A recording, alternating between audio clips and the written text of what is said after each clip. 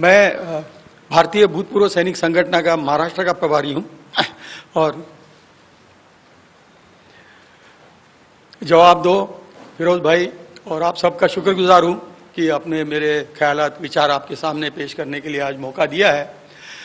2019 के चुनाव से पहले भी हमने थोड़ा बहुत कोशिश किया था और इस मुद्दे को बिल्कुल साफ था। आप देख रहे हैं फिरोज भाई का जो बयान है उसमें तमाम तकनीकी बातें, टेक्निकल सब क्लियर है। यहाँ खुराफात हुई है, नो क्वेश्चन। और उस समय भी हमने थोड़ा प्रेस के सामने या पुरोगामी संस्थाओं के सामने गए थे। तो इस वक्त मैं जो तरक्की पसंद और साम्यवादी समाजवादियों को उस समय का जो मोबिलाइजेशन में खामी थी उसमें नहीं पढ़ूंगा। आज जो है फिर चुनाव हमारे सर पर है और फिर से हमको इस बात के ऊपर जो है गौर करना जरूरी है, इसलिए हम आपके सामने हैं। अभी आप सब जो है आंदोलन करने वाले लोग हैं, क्रांतिकारी हैं, आंदोलन करने वाले तजुर्बेकार हैं, इसलिए आपके सामने यानी विचार करने वाले लोगों से हम वार्तालाप करने के लिए आपके सामने आए हैं। मेरी चौथी पुश्त है सेना में सर्विस किया हुआ। मेरे परदादा अगर सर्विस किया था, लेकिन वो अंग्रेजी या साम्राज्यवाद के साथ काम किया था उन्होंने। 2015 यानी 1915 यानी पहले महायुद्ध में आप शहीद हुए थे। मैंने JNK के तीनों हिस्सों में सर्विस किया है। आपकी दुआ से हमको जो है नागालैंड और अरुणाचल में भी काम करने को मौका मिला और कई 25 साल के छोटे से अवधि में कई अलग अलग तजुर्बा मिला या काम करने का मौका मिला। तो जाहिर है strong everywhere is weak everywhere. तो कई जगहों में मेरा पूरा ज्ञान नहीं है, इसमें आप क्षमा करेंगे, लेकिन मैं आपके साथ जितना थोड़ा बहुत जानकारी है उसको इस मामले पर अमल करके हम देखेंगे। आपको मैं बता दूं कि मेरे पास क्वालिफिकेशन तो ये इंटेलिजेंस का लंबा चौड़ा है, लेकिन तजुर्बा नहीं कर पाया। उसी तरह से जो है MSc आप देखते हैं या LLB देखते हैं, वो क्वालिफिकेशन है, लेकिन तमाम मैं पैदल यानी इन्फेंट्री में ही नौकरी किया हूं और बाहर आने के बाद भी औद्योगिक सुरक्षा में ही काम किया हूं। तो उसमें इन दोनों सिरों में जो है कागजों पर जो मेरे पास है तजुर्बा 77 साल का जो है जो इमरजेंसी का इंतकाम इलेक्शन हुआ था, उस समय भी मुझे मौका मिला, क्योंकि क्या है कि लिखा पढ़ा लड़का, वोटिंग तो अपना था नहीं, 21 ईयर्स में वोटिंग था, तब तक मैं अधिकारी बन गया था। और अखनूर से लेकर के इस पे क्या नाम अखनूर रामबन तक तो हमारे पास ये था और बंकर में बैठ के पढ़ते पढ़ते रहते थे। मैंने एक बयान किया कि ये हार जाएंगे इंदिरा गांधी और अपने करते थे अंग्रेजों के टाइम पे। एनीवे 62 की लड़ाई के बाद ये जरूरी पड़ा, संस्था इकट्ठा हुई और पूर्व सैनिकों का कल्याण कहते हैं, लेकिन एक बावर्दी ऑन ड्यूटी सैनिकों का भी जिम्मेवारी है, क्योंकि ऑन ड्यूटी सैनिक जो है संगठित नहीं हो सकते, उनको जो है बात करने का फ्रीडम ऑफ स्पीच नहीं है। आर्टिकल 33 में बिल्कुल क्लियर है कि ये लोग जो है प्रेस के सामने नहीं जा सकते, एसोसिएशन। तो उनको आवाज देने के लिए भी हमारी जिम्मेवारी है। पूर्व सैनिकों का मामला वेरी सिंपल है, पुनर्वसन है। उम्र होते जाती है, कितने भी अपने समझदार होंगे या फौजी दवाई लें, लेकिन वो दवा दारू की जरूरत बहुत बड़ी पड़ती है। और आज का सबसे बड़ा प्रॉब्लम पूर्व सैनिकों का ये है कि पूर्व सैनिकों को प्रशासन में, इवन राजनीति में, समाज कार्य में आसानी से नहीं लेते। लोग काबिल है कहते, घर में बैठेगा, काबिल कितना दारू पिएगा। उसको जो है तमाम कामों में, इसके ऊपर कभी और बात कर लेंगे।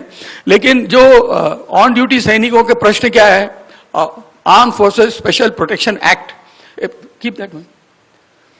उसी तरह से जो है स्ट्रेस, जो नौकरी करने में लाइन ऑफ कंट्रोल में, फैमिली से दूर है, उच्च तंग है, जो क्या बोलते हैं पल्मिनरी ओडिमा जैसे ब्रीदिंग, ये सब प्रॉब्लम्स हैं। तो वो बहुत बड़ा स्ट्रेस है जो आम सैनिक भी नहीं समझ सकता, आम जो प्रशासक भी नहीं समझ सकता। और वो जो है नो वॉइस, मैंने बोला सैनिकों को कोई दूसरे शिकायत नहीं कर सकते, जो करना है इंटरनल करो। तो ये थोड़ा बहुत सैनिक प्रवाह का बात था। अभी मैं आपके सामने क्यों खड़ा हूं, जो हकीकत है, द ट्रुथ सत्यता के सामने लाने के लिए जरूरी है, और सत्यता को तमाम जो है लोगों को उसमें गौर करना, उसके ऊपर विचार करना जरूरी है। अभी मैंने तो पहले का बयान आपको कर दिया। अभी ये इंटेलिजेंस कम्युनिटी, कॉन्स्पिरेसी क्या है, ये खुराफात चलती रहती है। मैं आपके सामने गवाही देता हूं कि खुराफात करने का प्रशिक्षण हम करते हैं, चाहे सैनिक हो चाहे पुलिस हो। हम, ऐसा ख्याल है कि तमाम खुराफात पाकिस्तान साइड में होगी, ऐसा ख्याल है, ऐसा बयान है कि ये खाम्पे लोगों को लेकर के सिर्फ तिब्बत में करेंगे, लेकिन ये कहीं ना कहीं खोट है, तभी ये पुलवामा पैदा हुआ है।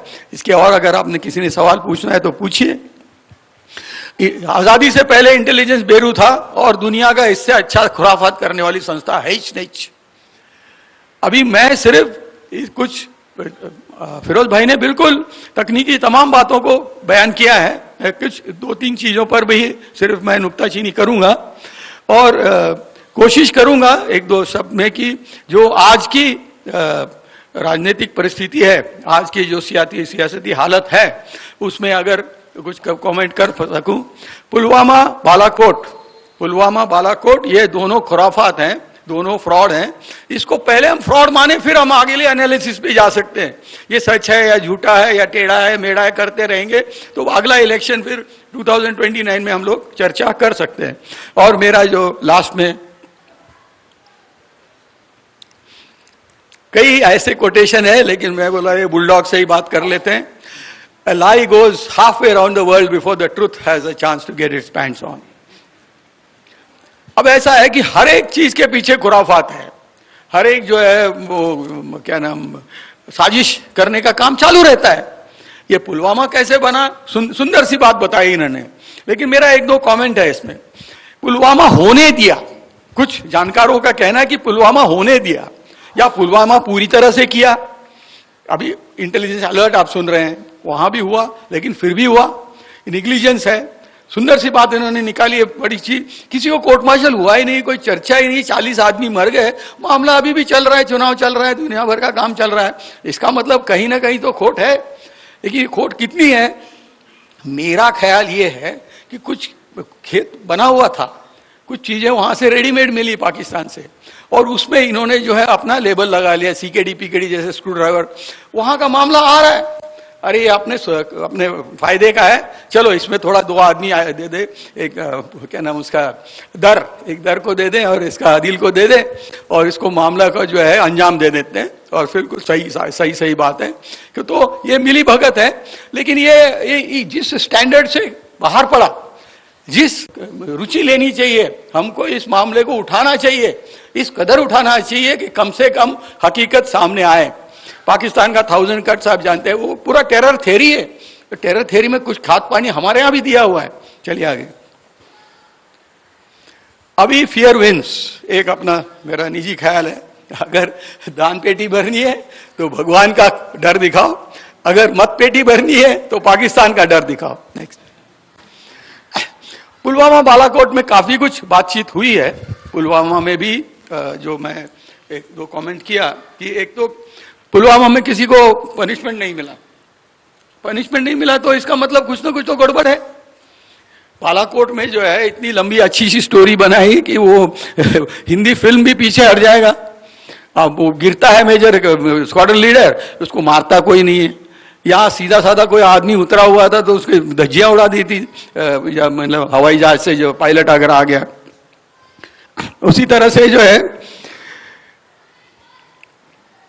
ये क्वालिटी बालाकोट में क्वालिटी हो गया, तो बोले एक प्लेन इधर गिरा, एक प्लेन नहीं गिरा। वो बोलते F-16 था नहीं था, F-16 के बारे में ही स्टोरियां चलती रही। हेलीकॉप्टर तो आपने पूरी तरह से क्लियर किया है कि हेलीकॉप्टर का गड़बड़ था तो कोर्ट मार्शल किया, बाकी का क्या हो गया?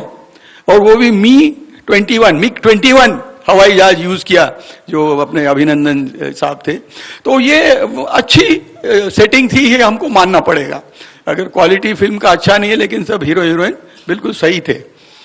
अभी इसको जो है आप जो जब तक उसको पूछेंगे नहीं जब तक हम उस पर नुक्ताचीनी नहीं करेंगे, जब तक हम लोग एकजुट होकर के इसके खिलाफ आवाज नहीं उठाएंगे, तो अभी हमारा आसपास, इसके आसपास क्या नाम बयान करना है, इसके ऊपर खोजबीन करना कोई मतलब नहीं है।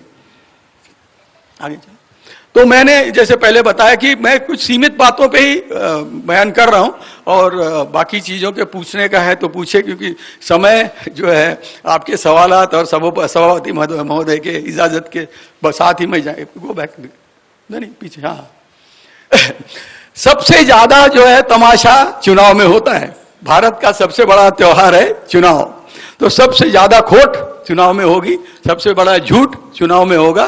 तो अभी आने वाले चुनाव में आप क्या झूठ और क्या सच, इसके बारे में हमको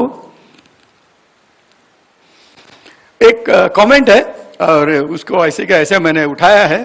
अगर ताकत होती, अगर सत्यता होती तो बिल्कुल तोड़ फोड़ करके दिखा देते उसी समय। ऐसा कुछ नहीं किया। तू मारल्यासारखं कर, मी रडल्यासारखं करतो आणि आपले दोन्हीकडे शस्त्रास्त्र विकत घेत राहू, खर्च करत राहू, माझ्या निवडणूक तर झाली, तुझं बघून घेऊ। चलिए दोबारा मैं एक ही ऐलान कर रहा हूं, एक ही जो है विनती कर रहा हूं कि इसमें रुचि लो।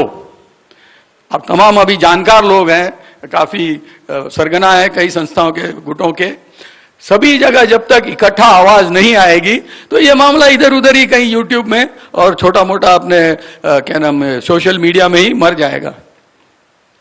अभी क्या किया जाए, क्या किया जाए में हमारे छोटा सा ये है, क्योंकि जो सिपाही जब हाँ बोलता है तो हाँ, नहीं बोलता है तो नहीं, देखेंगे देखने वाला सिपाही नहीं होता।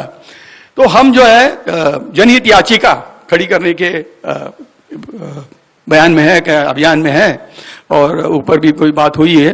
तो जनहित याचिका में कोई योगदान कर सके तो आगे आइए, हमारी मदद कीजिए। दूसरा है, आपके सामने है, आप सबके सामने हम आए हैं इसीलिए कि तमाम जो है आंदोलनकारियों को इस मामले में और इसी मामले के पीछे पड़े रहें, तभी शायद कुछ न कुछ बाहर आएगा। और आखिरी जो है, अल्टीमेटली भारत जो है एक लोकतंत्र है और राजनीतिक गुटों का, राजनीतिक दलों का ही आगे होने वाला है। तो दुआ करें कि कुछ न कुछ वो साथ आए, प्रफुल्ल बिडवाई का किताब खोल दें, या अपने जयप्रकाश जी का दोबारा जो है आत्मा आगे आ जाए, और कुछ न कुछ राजनीतिक स्तर पर चुनाव के करने में ये जो है अभियान आगे ले जाया जाए। Thank you.